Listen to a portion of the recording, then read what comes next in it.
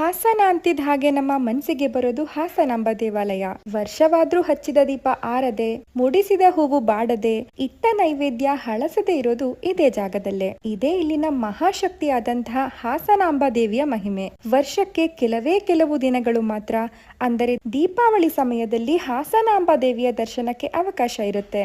ನಾಳೆಯಿಂದ ಅಂದರೆ October 10ರಿಂದ October 22ರ ತನಕ ಹಾಸನಾಂಬ ದೇವಿಯ ದರ್ಶನಕ್ಕೆ ಸಾರ್ವಜನಿಕರಿಗೆ ಅವಕಾಶ ಇರುತ್ತೆ.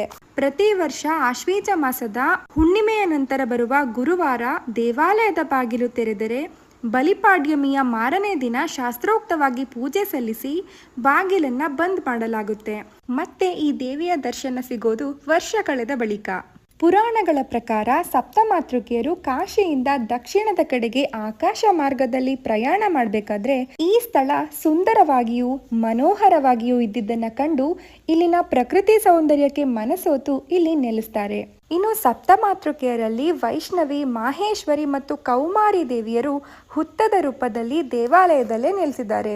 ವಾರಾಹಿ, ಇಂದ್ರಾಣಿ, ಚಾಮುಂಡಾ ದೇವಿಯು ಹಾಸನ ನಗರದ ದೇವಿಕೆರೆಯಲ್ಲಿ ನೆಲೆಸಿದ್ದಾರೆ. ಬ್ರಾಹ್ಮಿ ದೇವಿಯು ಕೆಂಚಮ್ಮನಾಗಿ ನೆಲೆಗೊಂಡಿದ್ದಾರೆ. ಇನ್ನು ದೇವಿಯ ಮೂರ್ತಿಯ ಮುಂದೆ ಇರುವಂತಹ ಸೊಸೆ ಕಲ್ಲು. ಪ್ರತಿ ವರ್ಷ ಬೆತ್ತದ ಕಾಳಷ್ಟು ಬೆಳೆಯುವ ಈ ಕಲ್ಲು ದೇವಿಯ ಮೂರ್ತಿಯನ್ನು ಸ್ಪರ್ಶಿಸಿದ ನಂತರ ಕಲಿಯುಗದ ಅಂತ್ಯವಾಗುತ್ತೆ ಅಂತ ಹೇಳ್ತಾರೆ. ಒಮ್ಮೆ 4 ಜನ ಕಳ್ಳರು ದೇವಿಯ ಆಭರಣಗಳನ್ನ ಕಳ್ತನ ಮಾಡಬೇಕು ಅಂತ ಹೋದಾಗ ದೇವಿಯರು ಶಾಪವನ್ನ ನೀಡಿ ಅವರನ್ನ ಅದೇ ಜಾಗದಲ್ಲಿ ಕಲ್ಲುಗಳನ್ನಾಗಿ ಮಾಡ್ತಾರೆ. ಇವತ್ತಿಗೂ ನೀವು ಆ ಜಾಗದಲ್ಲಿ 4 ಕಲ್ಲುಗಳನ್ನ ನೋಡ್ಬೋದು.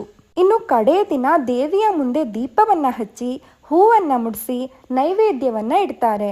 ಇದು ಮುಂದಿನ ವರ್ಷ ದೇವಾಲಯದ ಬಾಗಿಲು ತೆಗೆಯುವವರೆಗೂ ಇಟ್ಟ ಹೂವು ಬಾಡದೆ, ದೀಪ ಆರದೆ, ನೈವೇದ್ಯ ಕೆಡದೆ ತಾಜಾ ಆಗಿರುತ್ತೆ.